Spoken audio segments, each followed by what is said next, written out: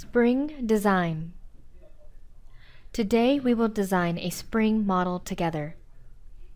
In this case study, you will learn how to create 3D polylines and 3D spiral helical curves in different places. Okay, let's begin. First, create a new file and name it Spring. Click Wireframe, Spiral Helix Feature. Hold your mouse over the original point, then a coordinate system will pop up. Move the mouse along the x-axis. Offset distance is 10 millimeters. Pick the z-axis. Turns number is 10. Distance is 4. Middle click to finish. Middle click again to repeat the last operation. Pick the end point of the first helix. Select the z-axis.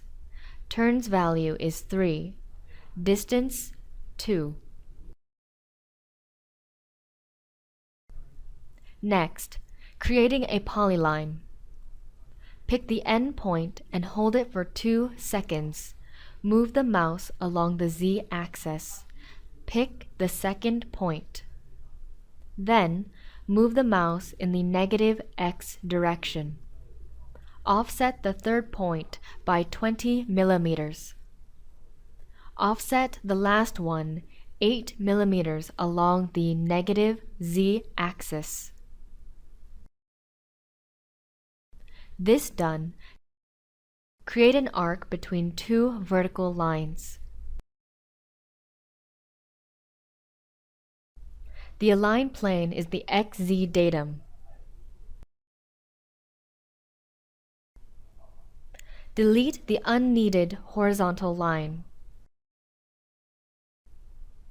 Click the Blend feature to create a smooth curve between the helix and line. Let's copy these shapes. Pick all curves and x-axis. The angle value is 180 degrees. Click OK to finish.